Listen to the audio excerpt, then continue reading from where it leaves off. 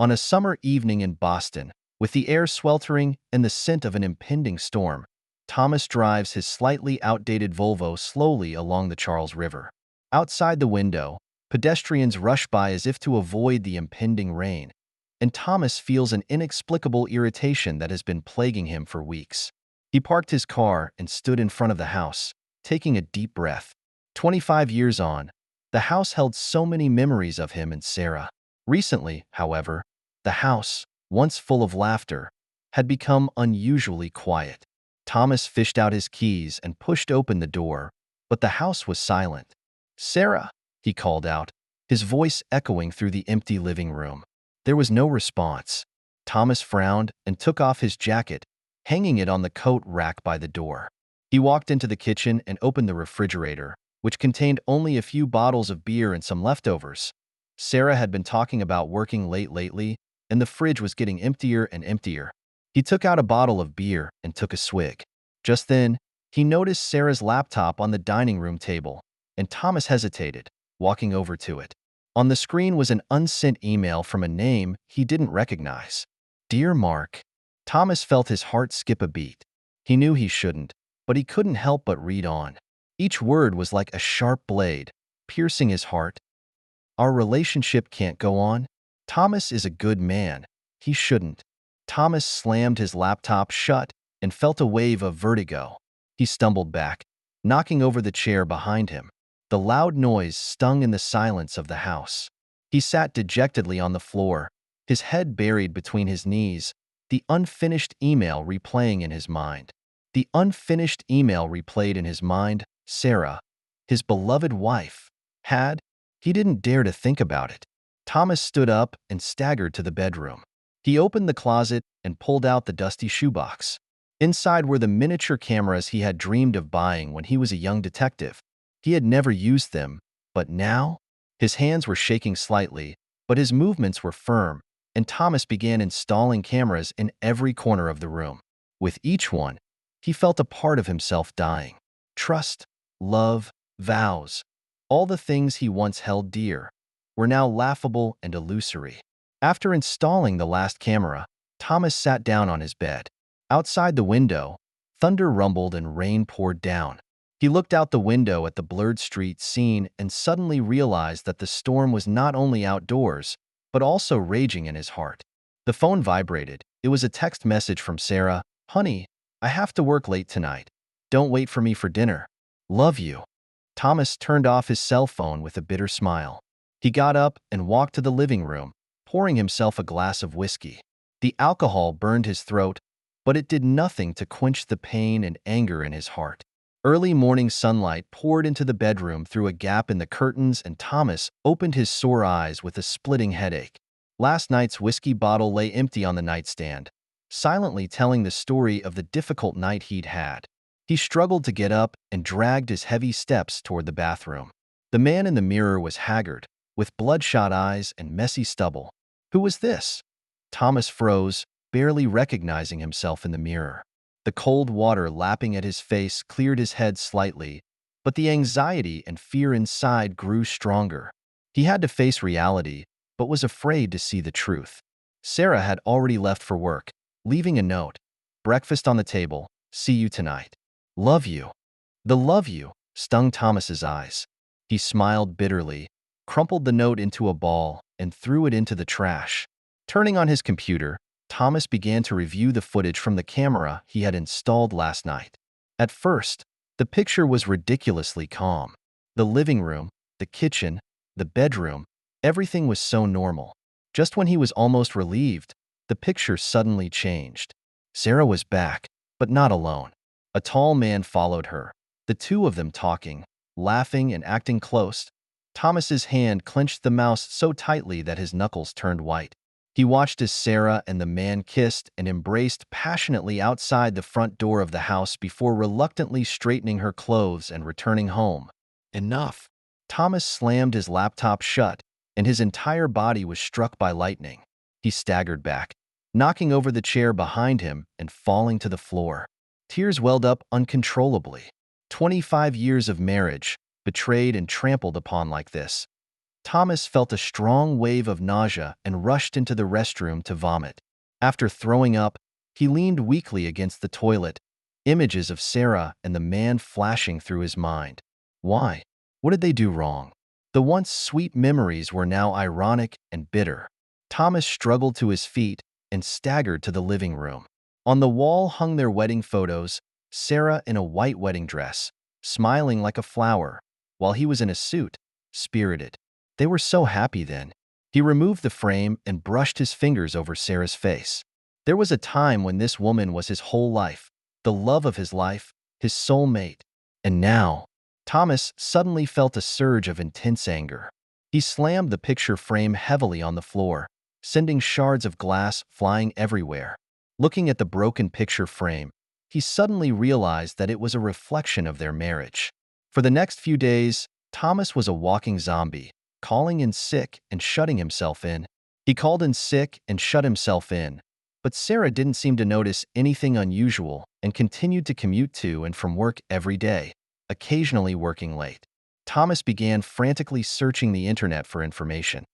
How to deal with a cheating spouse, how to save a marriage, whether to forgive. Each question was like a sharp blade, plucking at his heart. In the dead of night, he would sit in the darkness, bottle of wine in hand, and think back on their little moments. Sarah's bright smile when they first met, her tears of emotion when she proposed, her carefully prepared surprise on her birthday. All of these beautiful memories have become bitter and hard to bear at this moment. He began to doubt himself. Was he too busy working and neglecting Sarah's feelings? Was he not romantic and considerate enough? Or was he simply not good enough to deserve Sarah's love? These thoughts tormented Thomas day and night, and he began to lose sleep, tossing and turning all night long. When Sarah was not paying attention, he would involuntarily check Sarah's cell phone and computer, looking for more evidence of betrayal. With every ambiguous text message he found and intimate photo he saw, his heart would break. At times, Thomas feels the urge to retaliate. He wants to expose Sarah's lies and give her a taste of betrayal. But every time he builds up the courage to question Sarah, he retreats when he sees her tired but still gentle smile. Finally, on a Friday night, Sarah came home earlier than usual. With an apologetic smile, she walked into the house carrying a bag of takeout. "I'm sorry, I've been so busy with work lately that I haven't had time to spend quality time with you," she said gently. "Let's have a nice dinner and a movie tonight, okay?" Thomas looked at Sarah with mixed feelings. How much he wanted to believe that this woman still loved him. How much he wanted to pretend that nothing had happened. But he knew it was all self-deception. "Great." He forced a smile. "I'll get the plates." A million thoughts flashed through Thomas's mind on the walk to the kitchen. Should he confess everything now? Or continue to pretend nothing happened? His heart was racing and his palms were sweating. Just then, Sarah's cell phone rings. Thomas sees the name flashing on the screen. Mark. Everything is clear. It's time. Thomas took a deep breath and turned toward the living room, ready to face this most difficult conversation of their marriage. Thomas stood in the middle of the living room, staring intently at Sarah's cell phone, Mark's name still flashing on the screen. His heart was beating like a drum and his mouth was dry, but he didn't know how to speak. Just then, Sarah walked out of the kitchen. "Honey, what's wrong? You don't look well," Sarah asked with concern. Thomas opens his mouth but can't make a sound. Just at that moment, the cell phone rings again, breaking the suffocating silence. Sarah reaches for the phone, but Thomas reaches out to prevent Sarah from picking it up. "Thomas," said Sarah with a hint of confusion and unease in her voice. "Who's Mark?" Thomas finally spoke, his voice hoarse. Sarah's face instantly lost its blood color. He's just a co-worker," she stammered. "Don't lie to me." Thomas suddenly roared. "I saw it all. You were in front of the house, in front of our home." Sarah took a step back in horror, fear and guilt in her eyes. "Thomas, I can explain." But Thomas couldn't listen anymore. The anger, pain, and despair that had built up over the days erupted like a volcano. He began to rant hysterically, pouring out all the torment of these days. Sarah stood there, tears falling like rain, apologizing uncontrollably. Just then, the cell phone rang once again. Thomas didn't even look at it and just slammed it on the floor. "Get out!" He yelled at the phone. "Get out of our lives!" Sarah was stunned by the sudden outburst. She rushed out of the house in tears and disappeared into the storm. Thomas sat paralyzed on the floor, trembling, tears blurring his vision. I don't know how long it took, but the doorbell woke Thomas, who shuffled to the door, thinking it was Sarah returning. However, standing outside the door were two police officers. "Mr. Thomas?" One of the police officers asked. "Your wife has been in an automobile accident and is at Massachusetts General Hospital. The situation is critical, so please come with us immediately." Thomas only felt a whirlwind. He mechanically followed the policeman into the car, his mind going blank. The car sped through the rain, sirens cutting through the night sky, but Thomas couldn't hear anything. All he could think about was the look on Sarah's face as she left, and the terrible argument they had at the end. Upon arriving at the hospital, Thomas followed the nurses through the long corridors as if he were sleepwalking. The smell of antiseptic water irritated his nose, and the white walls around him gave him a wave of vertigo. "Sarah's family?" a doctor asked as he walked over.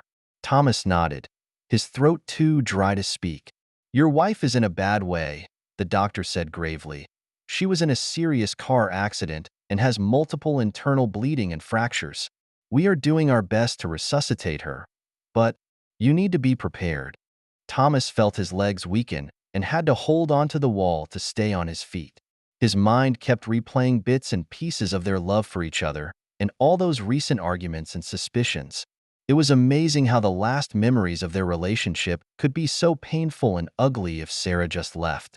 "Can I see her?" Thomas asked with difficulty. The doctor hesitated. "She's in the ICU right now, and her condition is very unstable. You can look at her through the glass, but you can't go in." Thomas stood outside the ICU, looking through the glass at Sarah, who was lying there with tubes all over her body, her face terribly pale. The ticking of the monitor sounded like a countdown, and each sound made Thomas's heart clench 1 minute. He pressed his forehead against the cold glass as tears flowed uncontrollably. At this moment, all the resentment and anger had dissipated, and all that remained was deep remorse and endless self-reproach. "I'm sorry, Sarah," he murmured. "It's all my fault. Please don't leave me." The nurse came over and gently tapped him on the shoulder. "Sir, you need to rest. We'll keep you informed of your wife's condition." Thomas shook his head. "I'm not going anywhere. I'm going to wait here until she wakes up." He sat down on a bench in the hallway, his eyes glued to the ICU door. The past flashed through his mind. Their first meeting, their passionate love, their wedding, and most recently, all the suspicion and hurt. Thomas wondered what he would do if he had the chance to do it all over again. But at the moment, all he wants is for Sarah to be safe. As night fell and the hospital corridors grew quiet, Thomas remained motionless, sitting, waiting, praying. He knew that no matter what the outcome, their lives would be changed forever. And right now, the only thing he could do was to stand watch and wait for a miracle. The hospital clock strikes midnight, and Thomas is still sitting on the bench outside the ICU. His eyes red and his body stiff from being in the same position for so long. Nurses come and go, occasionally casting sympathetic glances, but no one urges him to go home. They all understand how difficult it is to leave when it's a matter of life and death. Thomas closed his eyes and let himself get caught up in a whirlwind of memories. He remembered the fall when he and Sarah met. He had just graduated from college and was working for a small software company. Sarah was the new HR specialist at the company, and her bright smile had captivated him the first time they met. "Are you always this focused on your work?" Sarah asked, a mischievous grin in her eyes. Thomas smiled shyly, "Just trying to get the job done. Work is important, but you also need to know how to relax." Sarah said, "There's a new Italian restaurant opening near the office this Friday night. Want to try it together?" That's how they started dating. Thomas remembers their first kiss, under the moonlight on the banks of the Charles River.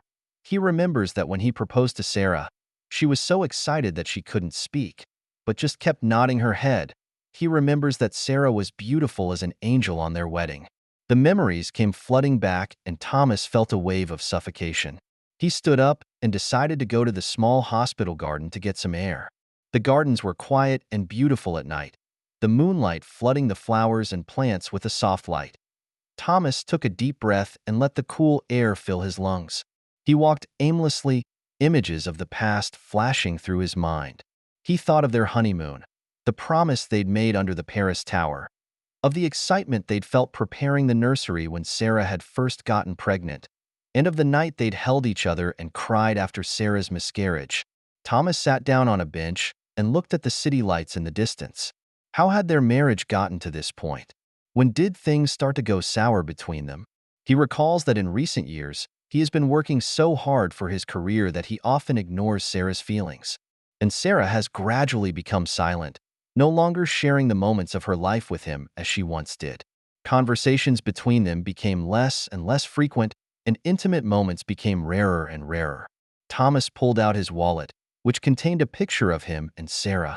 They were smiling so brightly and happily in the photo. His fingers gently stroked over Sarah's face, and a pang of sadness welled up in his heart. Was I too presumptuous? Thomas muttered, thinking that just working hard and giving her a cushy life would be enough. He remembered how Sarah had hinted at wanting to have another child, but he'd always put it off with the excuse that he was busy with work. He also remembers Sarah inviting him to join her in a yoga class, but he declined because he thought it was too childish. In retrospect, those little things he ignored may have been the very things Sarah's heart longed for. What she wanted, perhaps, was not a bigger house or a more expensive car, but his companionship, his concern. Thomas stood up and walked towards the hospital building once again. He decided that he wanted to see a psychiatrist. He needed professional help to sort out these mixed-up thoughts. The next morning, Thomas sat in his psychiatrist's office. The sunlight poured in through the window, warm and bright, but Thomas couldn't feel any warmth. "Mr. Thomas," the psychiatrist said gently, "can you tell me how you're feeling right now?" Thomas took a deep breath. I feel confused and angry and scared. I don't know how I'll face Sarah if she wakes up. I don't know if I can forgive her for her betrayal, and I don't know if I can forgive myself for my negligence." The psychiatrist nodded. "These feelings are normal. Betrayal does take a huge toll. But, Mr. Thomas, have you ever considered that you may have some responsibility in this relationship as well?" Thomas was silent for a moment. "I guess so. I was so focused on my work that I neglected Sarah's needs. I thought it was enough to provide material security and forgot that relationships need to be run. It's important to recognize this," the psychiatrist said. "But right now, what you need most is to take care of yourself.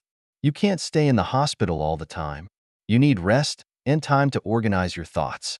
Thomas nodded, but knew in his heart he couldn't do it. As long as Sarah was still in her hospital bed, he couldn't leave in peace. After leaving the psychiatrist's office, Thomas goes back outside the ICU again. He pulled out his cell phone and looked through the pictures with Sarah. His finger hangs above the delete button, and he hesitates for a long moment before finally putting the phone down. No matter what the future holds, those memories are an indelible part of his life. Even with the pain, even with the betrayal, those good times were still real. Thomas leaned against the wall and closed his eyes. He didn't know when Sarah would wake up, or where their relationship would go when she did.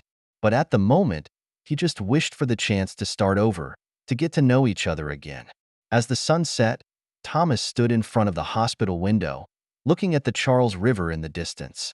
Once upon a time, they had made a vow of love there. Does that vow still mean anything today? He didn't know. But he did know that no matter what the outcome, they would be facing a fresh start. It's another late night, and Thomas sits in a chair outside Sarah's hospital room, drifting off to sleep. The doctor said that Sarah's condition had improved, but she was still not out of danger. Thomas had hardly left the hospital these days, only going home occasionally to change his clothes. Tonight, he decided to make a trip home to pick up some things Sarah might need. The moment he stepped into the house, a sense of strangeness hit him. What was once a cozy home was at the moment terribly cold. Thomas mechanically packed Sarah's clothes and daily necessities. As he was organizing his desk, a notebook hidden deep in a drawer caught his attention. It was a diary he had never seen before. After much hesitation, Thomas opened the diary. The first page read, "Dear Diary, I don't know who to confide in, so I'll just have to tell you everything that's on my mind." Thomas's hands trembled slightly. He knew he was invading Sarah's privacy, but he couldn't control his urge to keep reading. It's our 20th wedding anniversary. Thomas forgot again. I know he's busy, but I'm really disappointed. I'm beginning to wonder if our marriage still has meaning. Thomas felt a pang of heartache. He did forget that anniversary, when he was meeting a deadline for an important project. Scrolling back, more records made Thomas's heart sink.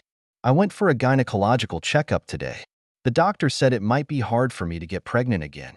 I cried all afternoon, but Thomas didn't even ask me what tests I went for. Does he even care about my feelings?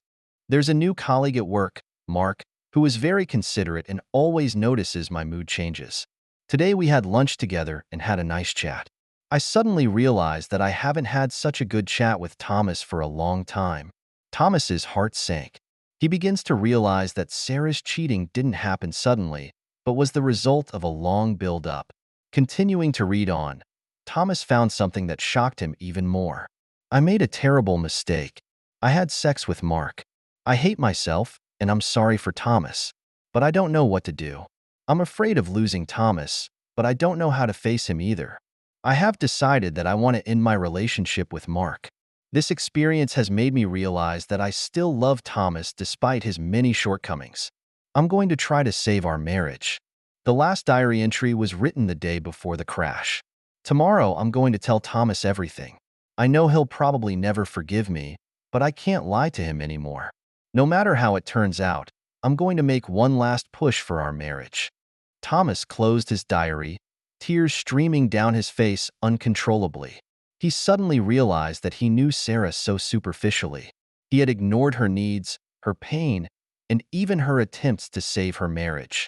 Just then, Thomas's cell phone rang. It was from the hospital. "Mr. Thomas, your wife is awake." Thomas rushed to the hospital and stood at the door of the ward, but suddenly didn't know how to face Sarah.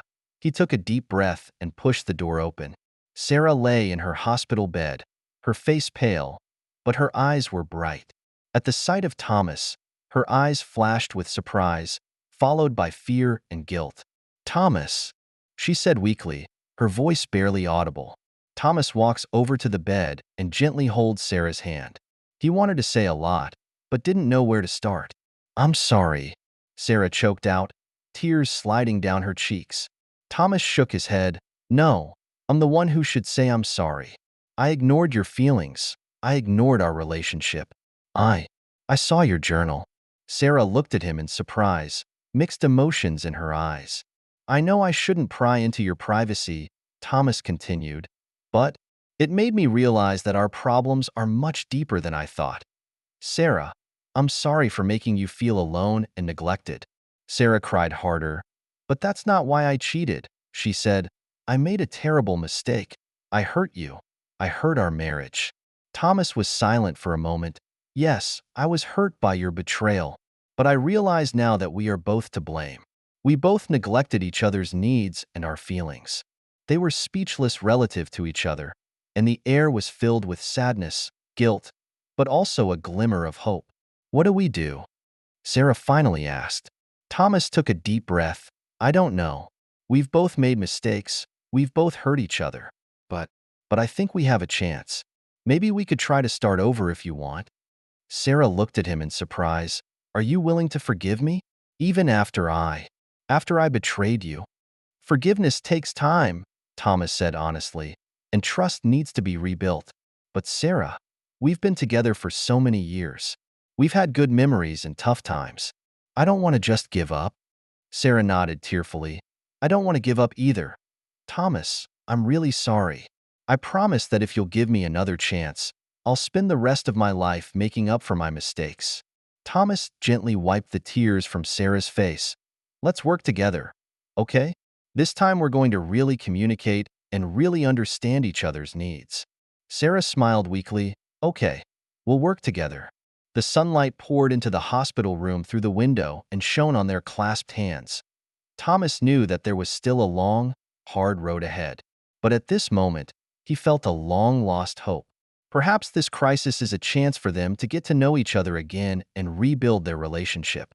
Regardless of the outcome, we decided not to run away, but to face each other bravely and face our problems. This is perhaps the true meaning of love. Not always being perfect, but knowing how to walk hand in hand after a fall. It's been a week since Sarah was discharged from the hospital, and Thomas has taken an extended leave of absence to stay home and care for her, a time during which they've been careful to spend time together as if they were walking on thin ice. Though both say they want to start over, the shadow of the past still hangs over them.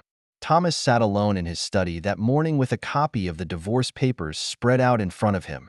Despite their decision to try to save their marriage, his lawyer had advised him to consider all possibilities. The cold legal document hung like a sword over their faltering marriage.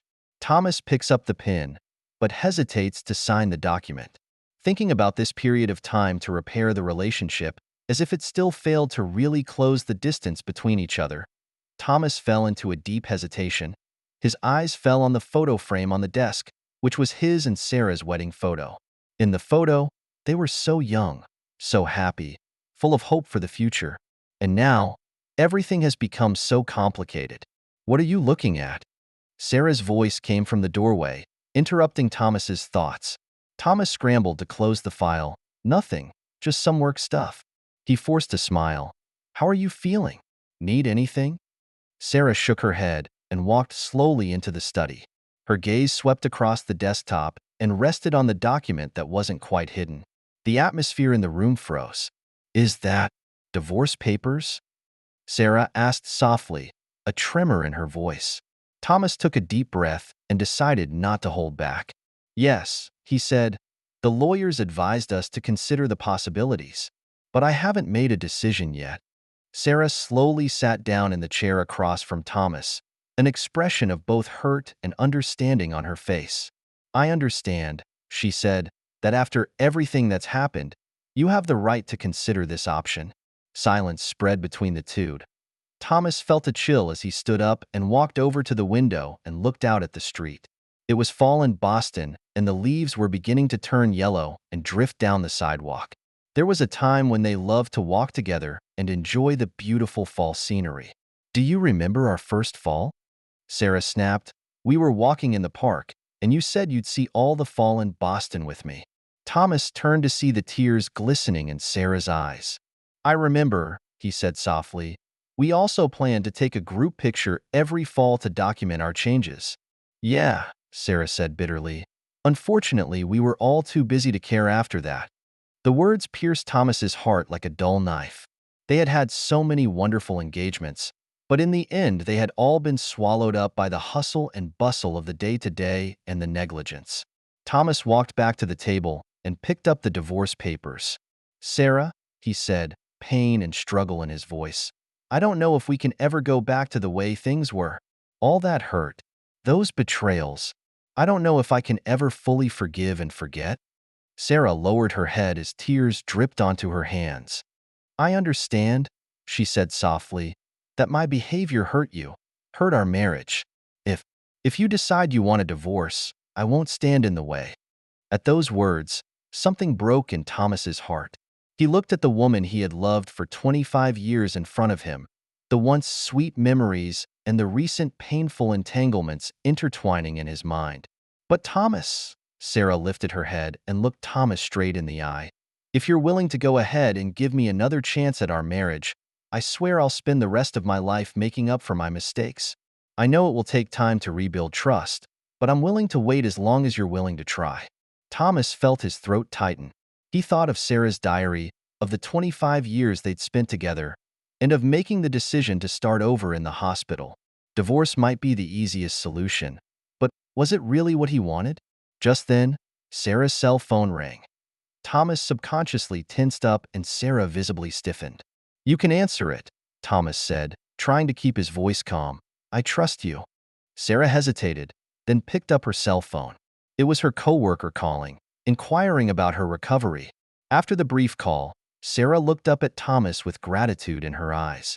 This little episode makes Thomas realize that rebuilding trust is a long process that requires effort and honesty on both sides. But perhaps that's exactly what they need. Thomas took a deep breath and made a decision. He picked up the divorce papers and tore them in half in front of Sarah. We said we'd start over, he said, determination in his voice. So let's keep our word. It won't be an easy road. We both need to change. We both need to learn to communicate and understand each other better. But I'm willing to give it a try, if you are too. Sarah choked back a nod as tears came to her eyes.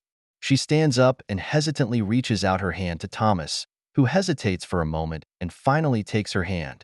They smiled at each other, both with tears in their eyes. The hug was a hard one, yet more precious than ever. Thomas knew that there was a long, hard road ahead, but at least they had decided to walk hand in hand. Outside the window, the autumn wind blew down a maple leaf, gently falling on the windowsill. Perhaps this is a new beginning for their marriage, like the fall, faded and flashy, but more mature and thick. As fall slips away and winter arrives in Boston, Thomas walks slowly through the hospital's healing gardens as he assists Sarah on a hospital review. In the cold wind, Sarah is wrapped in a thick down coat, while Thomas wears a scarf she knitted for him. "How are you feeling today?"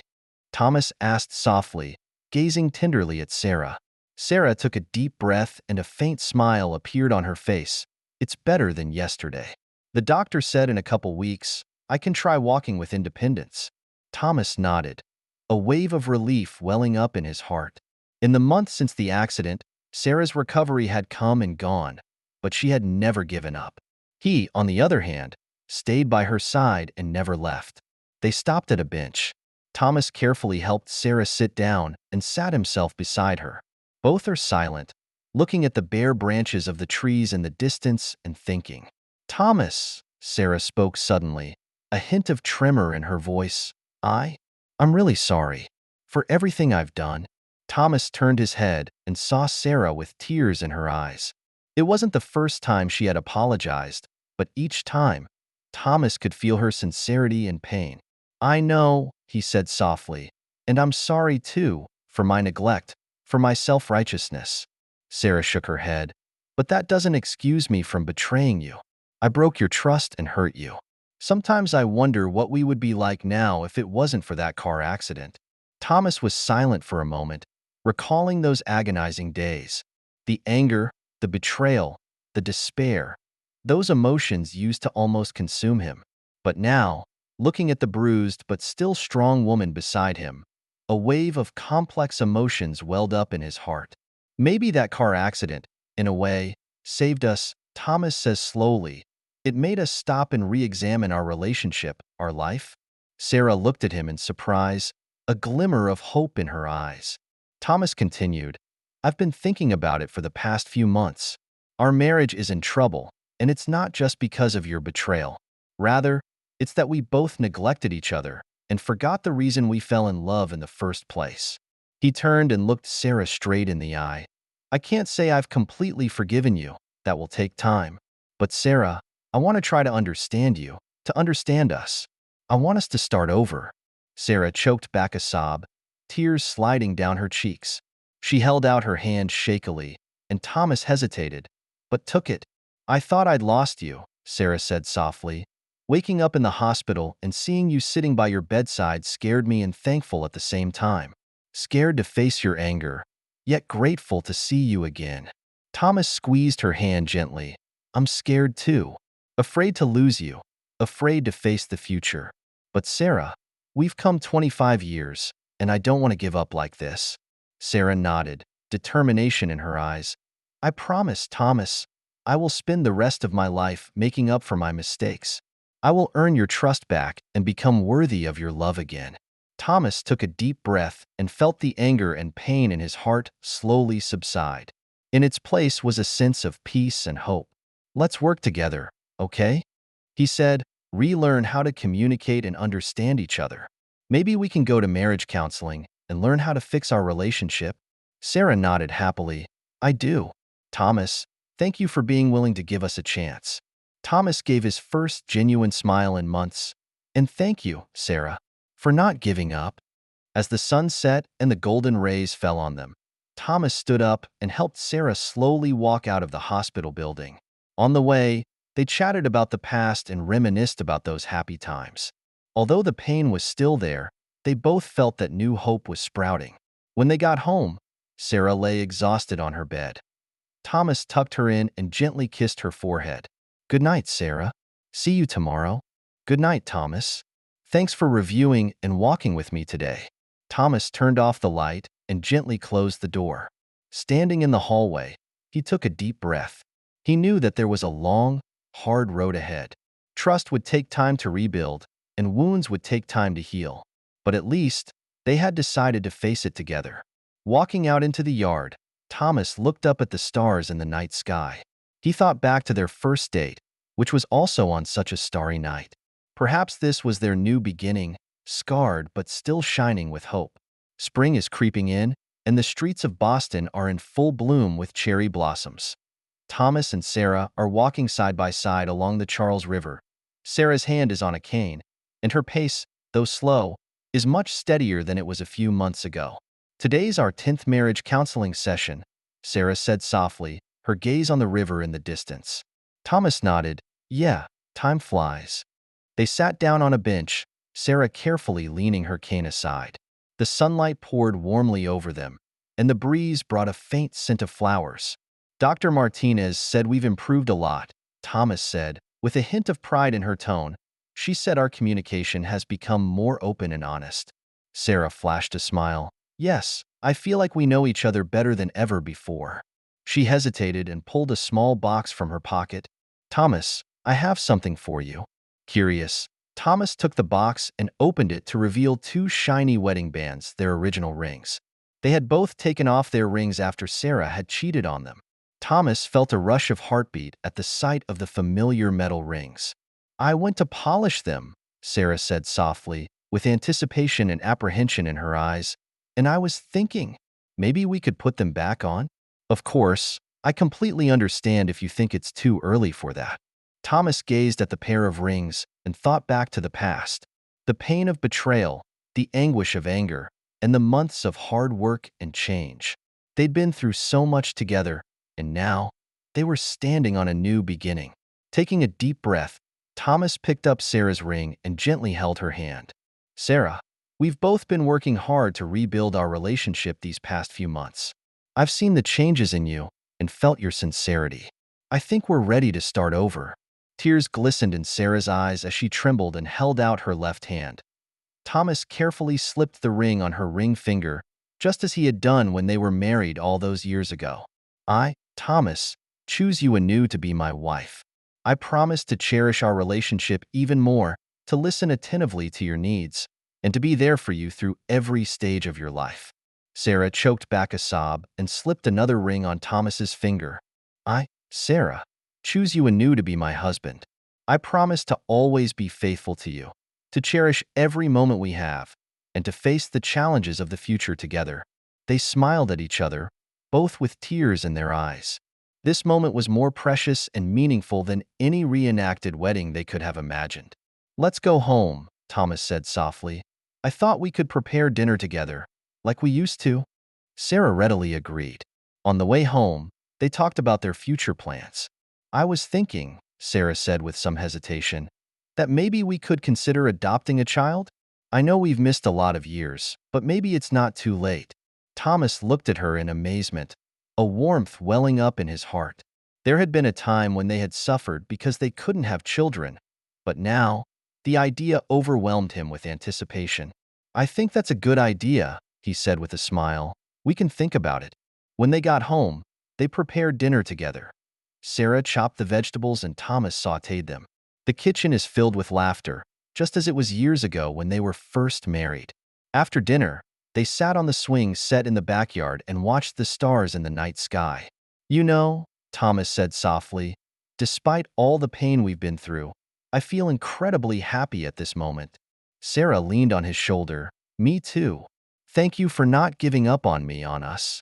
Thomas kissed her forehead gently. We worked together to get here. It's a credit to us all. As the night breeze brings the scent of the neighbor's flowers, Thomas and Sarah snuggle together, feeling each other's body heat and heartbeat. They know that there is still a long road ahead of them, and there may still be quarrels and misunderstandings, but as long as they join hands, there is no difficulty that cannot be overcome. Thomas looked at the side of Sarah's face, and his heart filled with gratitude. Their lost and found relationship their hard-won trust, all made him realize how precious life was. "I love you, Sarah," he whispered. Sarah looked up at him with tenderness in her eyes. "I love you too, Thomas. Forever." The crescent moon hangs high and gently watches over this couple of renewed love. On this quiet night, Thomas and Sarah begin a new beginning in their lives, scarred but hopeful. Thank you for taking the time to listen to today's story. If you enjoyed it, please like and subscribe if you haven't already. If you have a story to share about your own or someone else's experience, please feel free to contact me. Take care.